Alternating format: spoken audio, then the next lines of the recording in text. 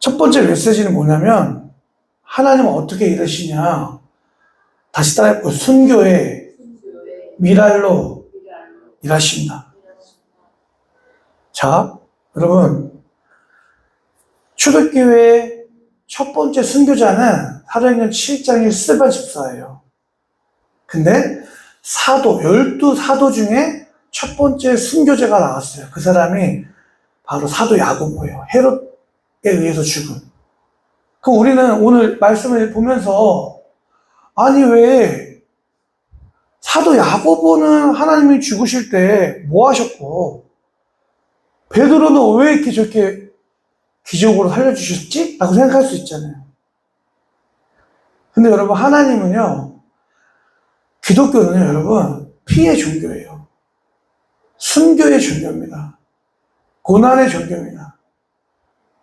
이 대한민국의 이 조선 땅 가운데 복음을 최초로 전했던 사람이 토마스 선교사님이라는 분이 계세요.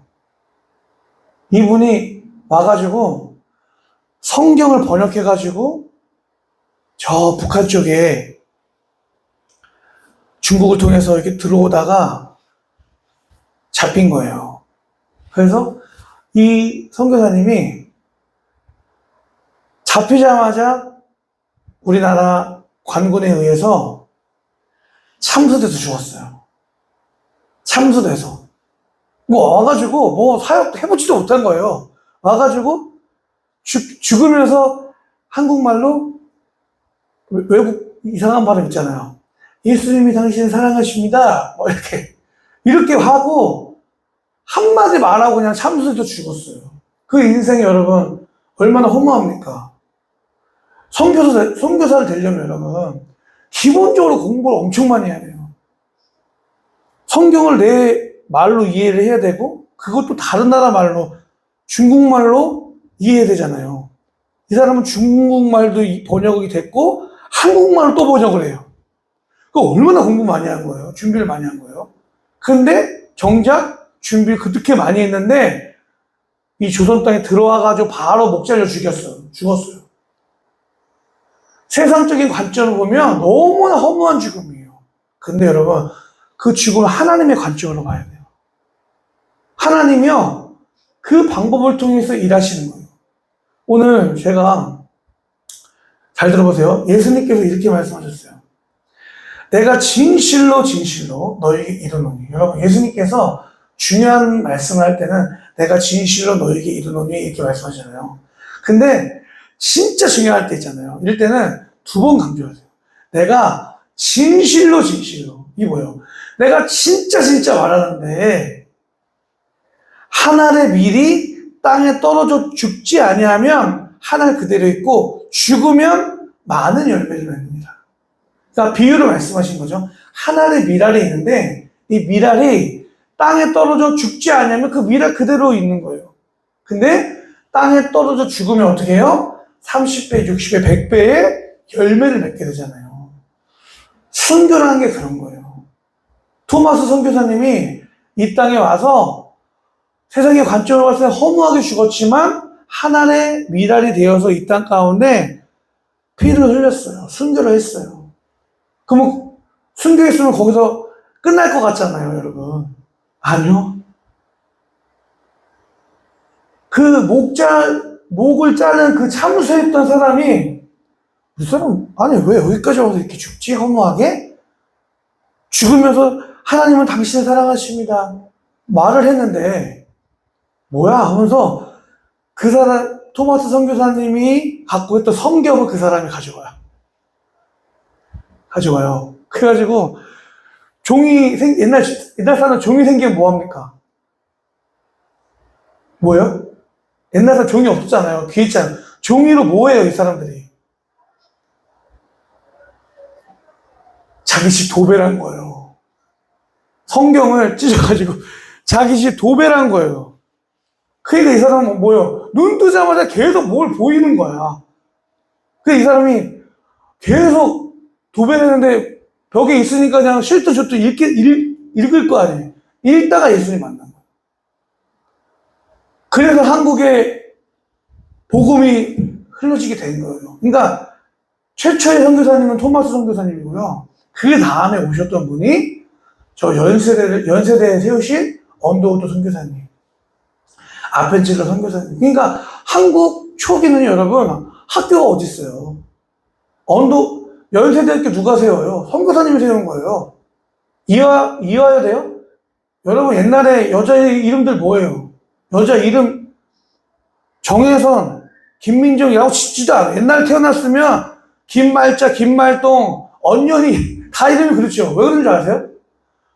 이름을 붙일 만큼의 존재가 아닌 거예요. 여자는 그러니까 옛날에 한국 사회에 막 그런 생긴 말이 있잖아요. 여자와 북어는 하루에 한 번씩 맞아야 된다고 하죠. 그런 말이 왜 생긴지 아세요? 그런 분위기에, 사회 분위기가 있으니까. 얼마나 여자가 천대받았으면, 여자와 옛날에 북어 사면은 말린 거를 먹으려면 어떻게 합니까?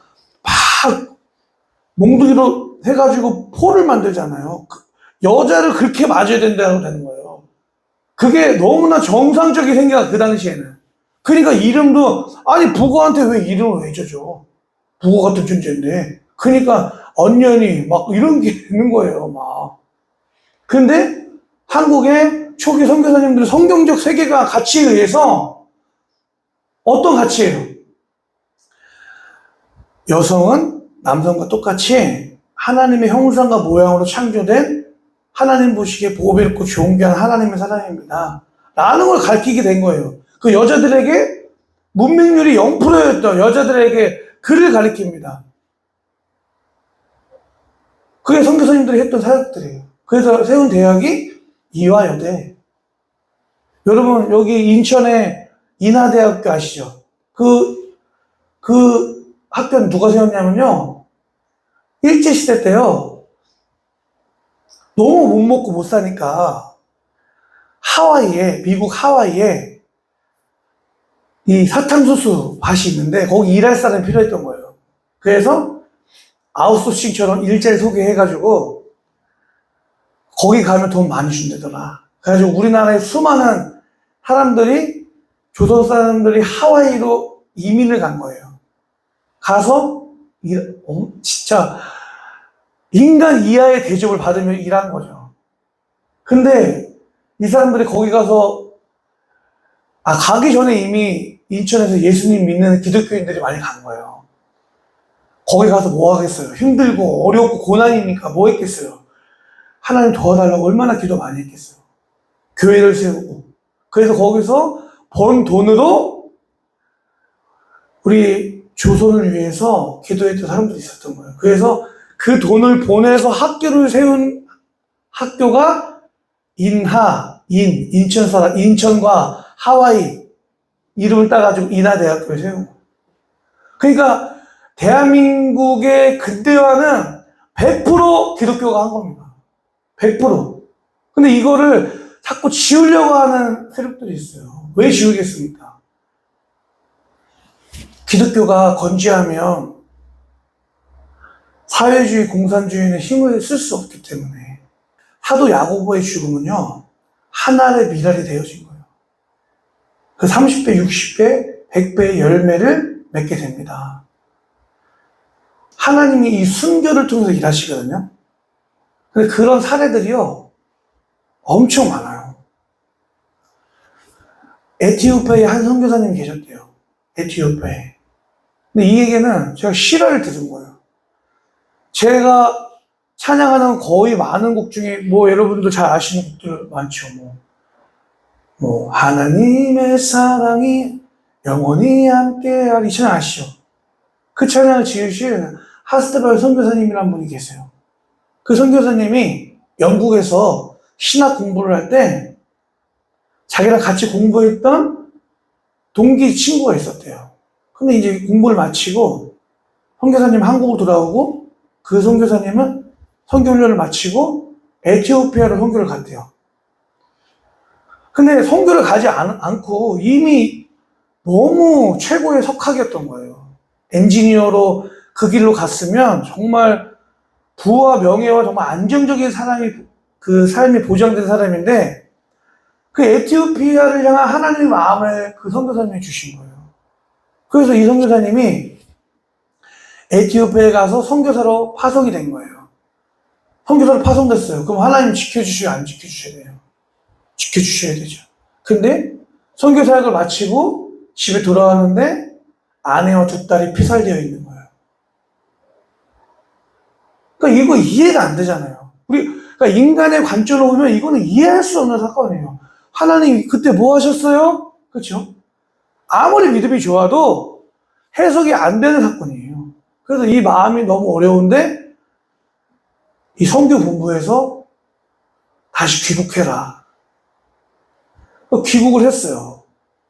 귀국을 해서 이 선교사님이 몇 년 동안 케어를 받고, 근데 기도하면 할수록 그 에티오피아의 영혼들을 향한 그 마음을 선교사님이 계속 주시는, 계속 줘. 이 선교사님이 다시 에티오피아에 다시 갑니다. 가가지고 그 마을에 다시 가요. 가가지고 복음을 전합니다. 예수님 당신을 사랑하십니다. 예수님이 당신을 죽으셨습니다. 그 사람들이, 그 아내와 딸을 죽인 사람들이 그 선교사님을 봤을 때 어떨까요? 뭐지? 아니, 분명히 내가 저 사람의 아내와 두 딸을 죽였는데 왜 다시 왔지? 그 선교사님이 얘기하는 거예요. 여러분, 저는 몇 년 전에 여러분들이 죽인 그 아내와 두 딸의 남편이고 아버지입니다. 여러분들 향한 마음을 부인할 수 없어서 예수님이 저를 이 땅에 다시 보내셨습니다. 그 마을 온 마을이 다 예수님 믿었대요. 이게 이런 일들이 너무 비일비재해요. 그 순교라는 것은 여러분, 사도 야고보의 죽음은 너무나 허무한 죽음일 수 있고, 왜 하나님이 뭐 하셨지라고 생각할 수 있어요. 하지만 하나님은 하나님 미랄이 되어서 그 피를 통해서, 순교를 통해서 30배, 60배, 100배의 열매를 맺게 하신다는 거예요. 하늘의 미랄이 여러분 땅에 떨어져 죽으면 많은 열매를 맺게 되는 거예요. 내가 죽으면 이 가정 지킬 수 있고, 내가 죽으면 많은 열매를 맺게 되는 거예요. 사도 야고보가 순교했어요. 그 순교를 통해서 초대교회 가운데 사람들이 기도하기 시작했어요. 오늘 말씀 보면 간절히 기도했다고 하잖아요. 그 간절이라는 게 원문을 보니까 에크토스라고 그래요. 그 에크토스가 뜻이 뭐냐면, 여러분 기타 다 쳐보셨잖아요. 줄 튜닝합니다. 땡, 땡, 띵 막 올라가잖아요. 근데 소리가 막 띵 올라가잖아요. 그때 긴장해요, 안 긴장해요? 긴장해요. 왜 긴장해요? 그러실까 봐. 윙, 아, 이쯤 됐다? 아직도 튜닝기에 안 맞춰졌어? 띵, 띵, 잉, 그러실 것 같아? 그러면서 튜닝 한단 말이에요. 그게 에크토스예요. 그러니까, 사도 야고보의 그 순교를 통해서 성도들이, 야, 우리 기도하자. 어떻게 기도했을까요? 야, 우리 야고보 목사님이 생전에 우리한테 뭐라고 했어? 야고보 목사님이 어떻게 우리한테 가르쳤어? 그거 있잖아. 기도하라고 했잖아. 괴로울 때 기도하라고 했잖아. 문제 있을 때 기도하라고 했잖아. 베드로 목사님도 지금 잡혀갔어. 우리 기도하자. 그냥 하나님 해주세요. 도와주세요. 이런 기도가 아니라 긴장감 가운데 절박함을 가지고 베드로 목사님을 위해서 기도하게 된 거예요. 그러니까 초대교회 그 기도는 그냥 만들어진 기도가 아닌 거예요. 사도 야고보의 죽음을 통해서 하나님의 미랄이 되어서 30배, 60배, 100배의 은혜가 성도들에게 흘러갔고, 그 성도들이 베드로 사도를 위해서 기도하게 된 거예요. 그러니까 베드로 사도는 기적으로 구출되었죠. 그러니까 우리는 오늘 이 말씀을 통해서, 물론 여러분 기도한다고 다 되는 거 아니에요. 기도에는 하나님의 주권적인 은혜가 있어요. 하나님이 사도 야고보에게 계획한 인생의 어떤 결말은 순교를 통해서 어떻게 보면 허무해 보여요. 너무 허무해 보여요. 하지만 그 죽어짐을 통해서 초대교회 가운데 기도의 무브먼트가 일어나게 된 거예요. 그 기도의 무브먼트를 수혜자가 누구예요? 베드로예요. 베드로는 성도들의 기도를 통해서 구출되어졌잖아요. 성도들이 막 기도합니다. 하나님, 야고보 목사님도 순교했는데 베드로 목사님 제발 살려주세요. 긴장감을 가지고 간절함을 기도했잖아요. 근데 예수님이 베드로에게 주셨던 은혜가 있어요. 그게 뭐냐면 평안이에요, 평안. 여러분, 이스라엘 사람들, 우리나라 사람들을 만나면 인사 어떻게 해요? 우리 대한민국 옛날 사람들 만났어. 그럼 뭐, 인사 어떻게 해요? 아시는 거 얘기해보세요. 인사 어떻게 했죠? 안녕하세요. 왜 안녕하세요? 라고요? 만나면, 인사가 우리나라가, 반가워. 이것도 아니고, 만나면 안녕하세요. 안녕하세요. 그래요. 안녕. 안녕이라는 게 뭐예요? 평안하는 거잖아요. 이 민족 자체가, 역사 자체가 중국한테 침략당합니다. 몽골한테 침략당합니다. 일본한테 침략당합니다. 전쟁의 역사에 우리나라 조선이라는 역사 자체가. 그러니까 인사 자체가 안녕하세요예요. 안녕을 빌어줘요. 그리고 또 뭐예요? 식사하셨어요? 너무 굶어 죽는 사람이 많으니까 하루 3끼 먹는 게 얼마 안 됐잖아요. 그러니까 너무나 하루에 한 끼 먹는 거 힘드니까 이 인사 자체가 만나면 식사하셨어요? 이거예요. 이스라엘의 인사는 뭐예요? 샬롬 뭐예요? 평안이에요, 평안. 평안이 뭐예요? 이스라엘은 우리나라보다 더 심각한 전쟁의 역사예요. 맨날 빼앗기고 약탈당하고 납치당하고. 그러니까 인사 자체가 우리나라랑 비슷한 거죠. 안녕하세요. 샬롬. 이게 인사예요. 근데 예수님이 이렇게 말씀하셨어요, 여러분. 잘 들어보세요. 평안을 너에게 끼치노니 곧 나의 평안을 너에게 주노라. 내가 너에게 주는 것은 세상이 주는 것과 같이 아니하니라. 너희는 마음에 근심하지도 말고 두려워하지도 말라. 예수님께서 우리에게 평안함을 주신다는 거예요. 평안을 주시기 원하신다는 거예요. 그 평안은 세상에 줄 수도 없고 알 수도 없는 평안이라는 거예요. 여러분들이 지금 필요한 게 뭐예요? 저한테 필요한 게 뭐예요? 평안이에요. 저는 평안해 보이세요? 저는 전혀 안 평안하거든요. 저는 안 평안해요. 이번 달 교회에 올 때도 빵꾸 나가지고 못 내고 있었어요. 못 내고. 하나님, 어떡하죠? 하다가 또 기적적인 방법을 하나님이 또 헌금을 보내주세요, 누가. 그래서 그게 3년 동안 왔어요. 3년 동안. 이게 3년 동안 기적 같은 매의 달을 보내고 있습니다. 그러면 3년치 어떤 경험치가 쌓일 거 아니에요. 하나님 진짜 지켜주시는구나, 채워주시는구나, 함께 하시는구나. 근데 존재적으로 죄인이기 때문에 걱정해요. 염려해요. 마음이 불안해요. 다음 달은 어떻게 될까? 앞으로 계속 이렇게 살아야 되는 거야? 세차, 이거 하는 것 같다. 이거 토론이도 없는데, 이거 어떻게 하지? 우리 새 자녀. 제가 그래서 눈물로 기도하는 게 우리 자녀들 기도할 때, 기도의 제목이, 기도의 고백이고요. 하나님, 그 지성이 지하니, 지호 하나님, 평생에 먹는 거, 입는 거, 쓰는 거, 부족함이 없게 해주세요. 제가 해줄 수 없으니까. 그걸 항상 위해서 기도해요. 무슨 60년대 어른들 기도 같죠? 오늘날도 그렇게 기도해요. 네. 근데 여러분, 예수님이 우리에게 주시는 건 뭐냐면, 이런 불안의 시대 가운데, 앞날이 어떻게 될지 모르는, 다 그렇잖아요. 홍도님도 그렇잖아요. 그렇죠? 불안하잖아요. 불안하지?